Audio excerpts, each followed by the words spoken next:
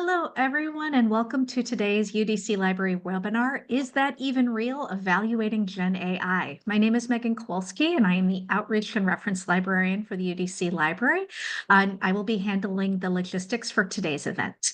Just to let you know, we will have time for questions, both recorded and unrecorded at the end, but please do feel free to put your comments and questions in the chat as we go, and I will send any that seem especially pertinent in the moment to Tricia. But I'm going to hand things off to Tricia Clark, my colleague, who's going to be hosting today's event. Hi, good afternoon, everyone. Thank you so much for joining us for this webinar in our series of AI-related information, AI in context. Today, I am going to talk to you a bit about a few things relating to generative AI content, specifically some common problems with generative AI content. I am going to be discussing some tips for reviewing and evaluating AI content, primarily with text content. And then I'm going to very briefly talk to you about some tools that you can use for fact checking. Okay. So as you are probably aware, there are a number of increasingly popular generative AI tools that people are using for content creation. And some of the things include language generating tools like chatbots, like ChatGPT, which is a very popular one. There are also image generating tools like DALL-E, which creates images using text prompts. And then there are even speech or voice generating tools like 11 Labs that generates lifelike spoken audio. I haven't listed them here, but there are also a number of AI generators for video, for music, for design. As one of my colleagues mentioned in a previous webinar, this area, this discipline, topic is very, very popular, and it is changing very quickly and very rapidly. And so what that means is there are any number of tools that are being created very quickly on any given day. So I'm not listing them here. And I do want to add a quick disclaimer that this webinar isn't necessarily endorsing the use of any specific AI tools. But if you are so inclined to check out some AI tools, there is a website called there'sanaIforthat.com. That's interesting and useful. And of course, you can also literally just Google AI tools, and there are a number of them that are available. We will talk a bit today about evaluating AI tools, but just so you're aware, there are lots and lots of them that are available. So as useful or helpful as generative AI can be for certain tasks, and I'm specifically thinking about things like chatbots, so ChatGPT, again, a popular one, for brainstorming or summarizing content, for creating lists or outlines. As useful as these tools are, there are several common issues or challenges with using generative AI tools. And some of those challenges include what's called hallucinations, which you may or may not have heard about. So hallucinations happen when Gen AI produces inaccurate or fictional information, or information that might seem plausible but is not accurate or true. Some examples of that include listing non-existent resources as part of a reference list. And you may or may not have heard, there's a well-known story about a lawyer who actually used ChatGPT to conduct legal research to help him with the case. And the AI generated fictional cases. And so when the AI was asked if one of the fake cases was real, it essentially doubled down and claimed that the fictional case was actually real. Clearly, that was an issue. Another example that doesn't necessarily fit neatly into the category of hallucination, but is related, is the extent to which AI can generate images, video, or even audio that are inaccurate. In this case, think anatomically incorrect images. So if you look closely at the image on the screen right now, this is obviously AI generated. There are some, I think, pretty easy tells that this is an AI generated image.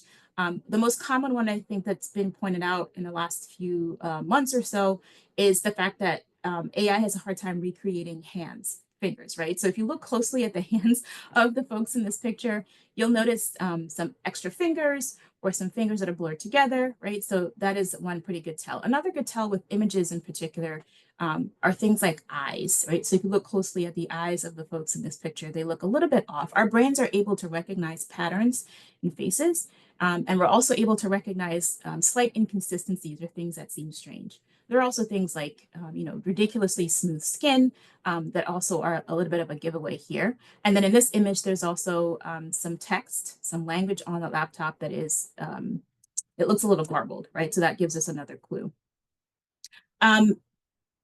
Additionally, there are some images or videos that are just plain fakes. So the fake content is sometimes referred to as deep fakes, and this is where video or images are manipulated using AI.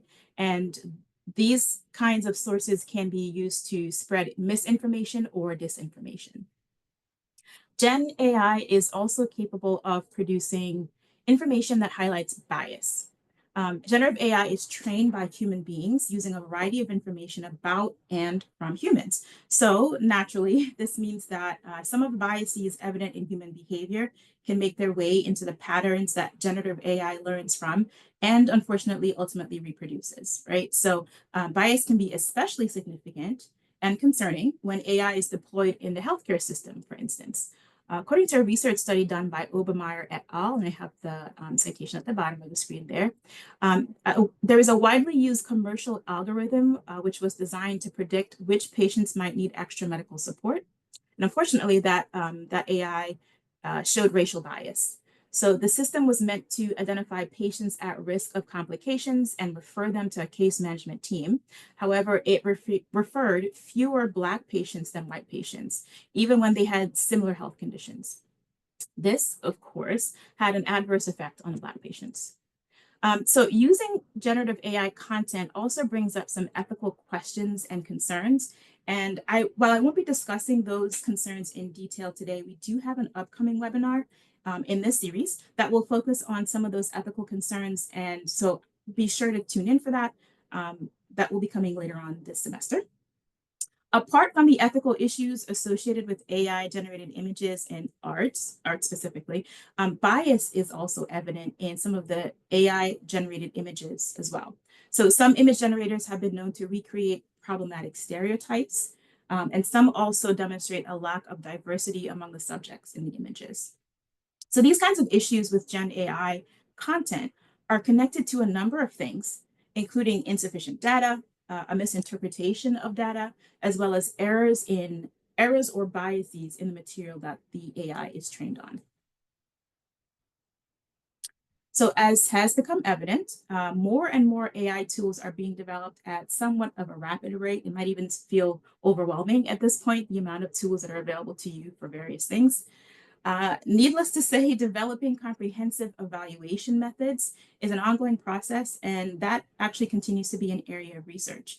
There are, though, some things that you can do, like evaluating the generative AI tool before deciding whether to use it, right? So we think a lot about evaluating the content, the text, for instance, that an AI tool actually generates or reproduces. But it might be helpful before we even get to that stage to evaluate the tool that we're using first to make an informed decision about whether we should even be using that particular tool. So one method of doing that is called the robot test. And this test asks you to consider a few things. And as you can see the acronym on the screen there, the first thing to consider is how much information you can find out about the tool. And more importantly, how reliable is the information that you're able to find out about that particular tool, right? You should also consider what is the goal or objective of that tool and why would that information be shared. And if it isn't shared, maybe consider why that information is not shared. Think about whether there are any biases that are associated with that tool and are they mentioned or acknowledged in any way, right? Think about who owns or has developed the tool. What do you know about the owner or developer? Is there information that's accessible to you to be able to look into that? And then what type of tool or subtype of tool is it? And is the technology theoretical or applied? Another method of evaluating AI tools is the valid AI test. And this test asks you to consider some additional things. So you validate the data by assessing the reliability of the data used to train the AI model. And sometimes this information is not available, but occasionally there are developers, there are companies that do release that kind of information. So you're able to take a look at it. You can also examine the algorithms in the AI model, again, if that is accessible and available to you. You can consider the legal and ethical ramifications of using those AI tools. You can think about whether you can interpret how the AI tool works on the back end. You can assess whether there is obvious bias in the AI generated content and whether it supports or encourages diversity. You can check the accuracy of the AI generated content. We'll talk more about that in just a bit. And then you can also consider some I statements, such as how am I using these AI tools? Am I using these tools in an ethical way, in a legal way, right? Ultimately, these evaluation methods ask you to think about the transparency of the AI tools and its developers. And perhaps more importantly, it also asks you to look more closely at the content that it generates. So at the moment, lateral reading is probably the most reliable method of evaluating AI generated content. It is probably a more familiar process to you. It's essentially a crucial aspect of media literacy or information literacy, right? So being able to do lateral research to find out information about what you're actually looking at. So you're likely to find information more easily about the AI generated content than you are to find information about the AI tool itself. So I would suggest that if you don't feel equipped to evaluate the AI tool, this is a useful and important step. Lateral reading of AI content means that you evaluate the credibility of the AI tool by looking more closely at the content it generates in order to fact check that content. So to do this, you can do a few steps. You break down and look closely at the information generated to see if you can identify claims or facts that you can then search for on your own. The idea is that you leave the screen with the AI results open, and then you open a new tab to use resources like Google or Wikipedia as part of your initial search. You can, of course, also refer to a reference database or something like our UDC search or other academic or credible sources to verify that the information exists and also that the information is accurate. And then think about the assumptions the AI tool has made based on the response it generated, and also the assumptions you made while generating the prompt, right? And we do have a webinar on prompt generation. So if that's something you're interested in taking a look at, I'd highly recommend taking a look at that. And then the last step here is to make some decisions about what is true based on what you found while fact checking. So what information were you able to gather while fact checking the information that was generated by that AI tool? I do highly recommend taking a look at our AI help guide, which outlines some of the additional questions to ask yourself as you are evaluating the AI generated content. There's a snippet of that screen on the screenshot of that on the screen currently. And now I'm going to just very briefly demonstrate what lateral reading could look like. And now I will admit I'm using ChatGPT, and I've asked ChatGPT a very simple question, and I initially tried to trick it. It didn't fall for it. Just as a bit of background and context. So I am from the Caribbean, born and raised, and then moved to the US. And so I know who the prime minister of the country that I'm from, Trinidad and Tobago, I know who the prime minister is, but I tried to ask ChatGPT a question just to see how it would respond to this question. So I asked it, how long has Mia Mottley, who is actually the Prime Minister of Barbados, not of Trinidad and Tobago, but I asked ChatGPT, how long has Mia Mottley been Prime Minister of Trinidad and Tobago? So, of course, it responded, Mia Mottley is not the Prime Minister of Trinidad and Tobago. She is the Prime Minister of Barbados and has held that position since May 25th, 2018. The current Prime Minister of Trinidad and Tobago is Keith Rowley, which I was aware of, who has been in office since September 9th, 2015. So I wasn't able to catch it, giving me inaccurate information. I continued to ask it to provide me with a list of biographical resources for Keith Rowley. And I wanted to see how it would do that and what it would give me. And so it provided me with a list of links. And so I was looking through these links and I noticed this second option here is directly from the Office of the Prime Minister's website. It is a governmental website, so it's opm.gov.tt, which is a local government website, and pulled that up and was able to verify that Prime Minister Keith Rowley took office on September 7th, 2015. Or sorry, he was voted in on September 7th, 2015. He took office actually on September 9th, 2015. Something else you could do, though, is to literally Google, right? So we talk about Google in our classes a lot. And if I typed in Keith Rowley's name, of course, Wikipedia is one of the first things to come up. We could click on that. We could click on the Office of the Prime Minister website, which is a few options down. But if you click on Wikipedia, you'll notice the information is accurate here. He assumed office on the 9th of September in 2015.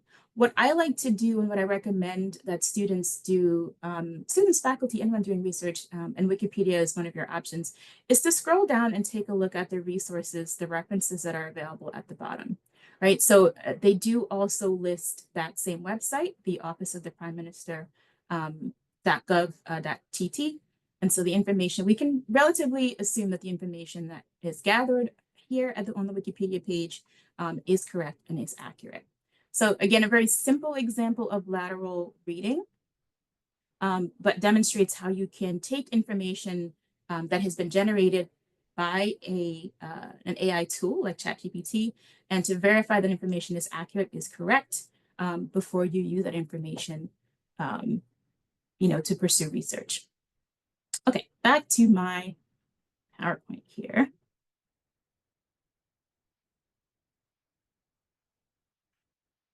All right, so I'm also going to briefly talk about some fact-checking tools that could be useful to use. So the first I'm listing here is Full Fact. This site claims to use AI to support their fact checkers. So they use a mix of both human reviewers as well as artificial intelligence to identify false claims. So you can fully feel free to use, and this is a very short list here. I've actually listed two AI fact checking tools, and then one tool that may be popular to you, but Snopes.com is not specifically for AI. It's just a resource to fact check in general, so fact check information found online in general. So Full Fact AI does use a mixture of human reviewers and AI. Originality.ai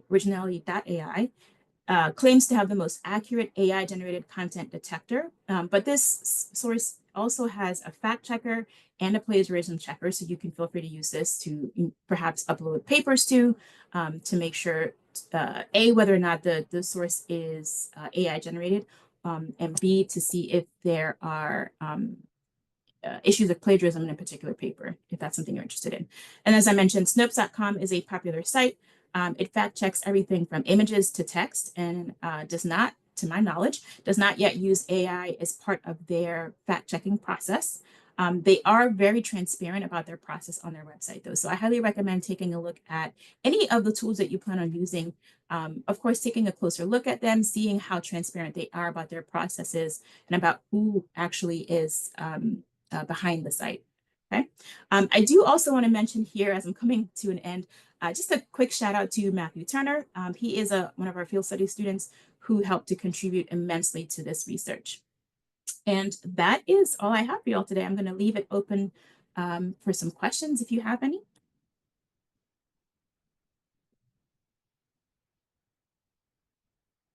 And you can feel free to either unmute or ask your question in the chat. I do see that there are a bunch of chats in here. Okay, these are links. Yeah. Thank you, Tricia. That was great. I do want to acknowledge we have one question in the chat. How can AI be leveraged to enhance faculty research and teaching methodologies? And what are the best practices for integrating AI into higher education? And that is a great question, but it's a bit out of the purview of today's webinar. So I do want to say, keep sending us questions like that, because we are developing future webinars on this material. And this is something we would love to tackle with Cal in the future. Absolutely. Yeah, and I just want to just sort of I use the term AI tools very intentionally here. Just like we tell students, I think the same goes for faculty and using AI as part of your curriculum.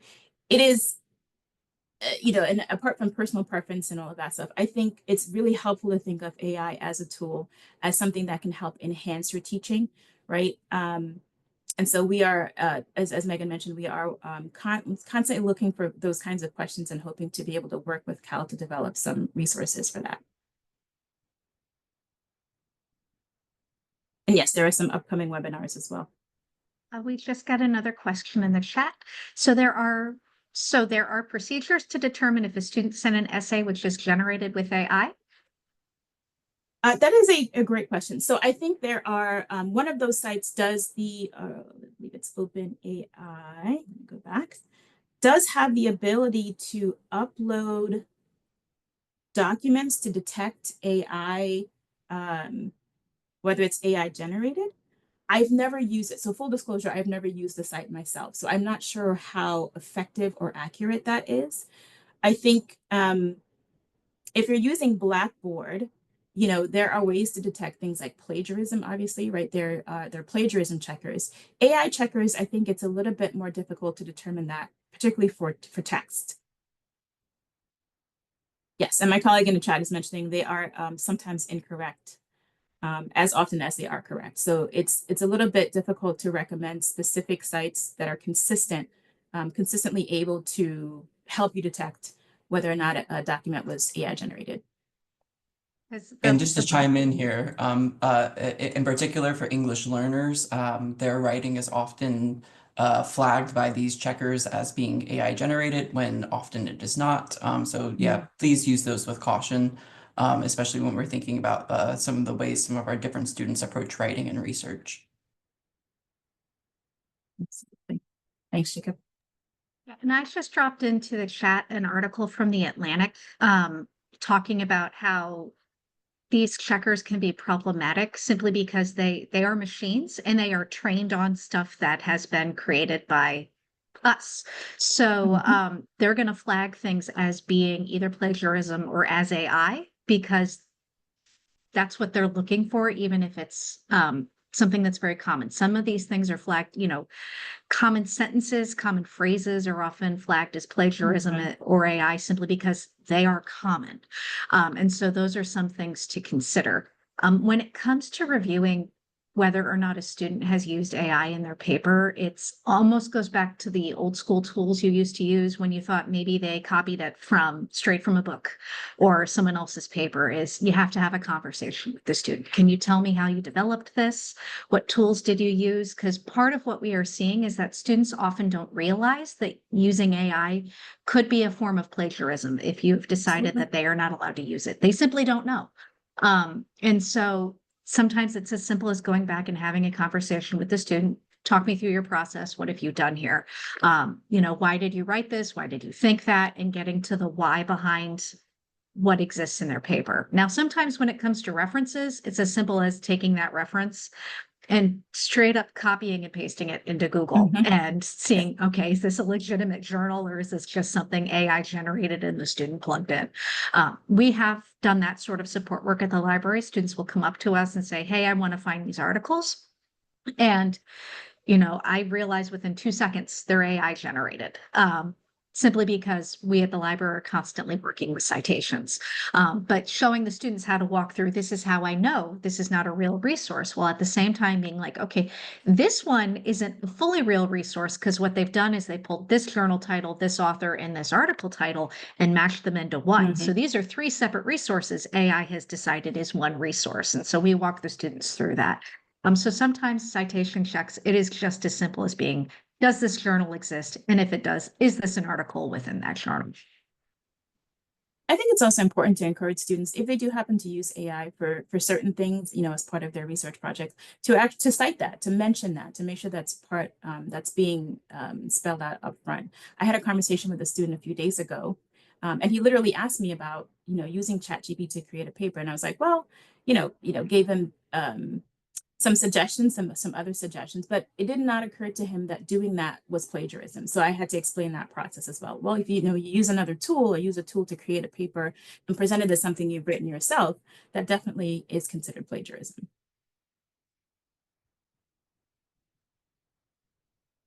Okay, thanks for the questions. Are there any other questions? Not seeing anything else in the chat. Yeah, and I do know our university doesn't yet have an AI use policy. Lots of discussions, but nothing yet in firm writing. But we do have the student code of conduct. So everything can fall under that.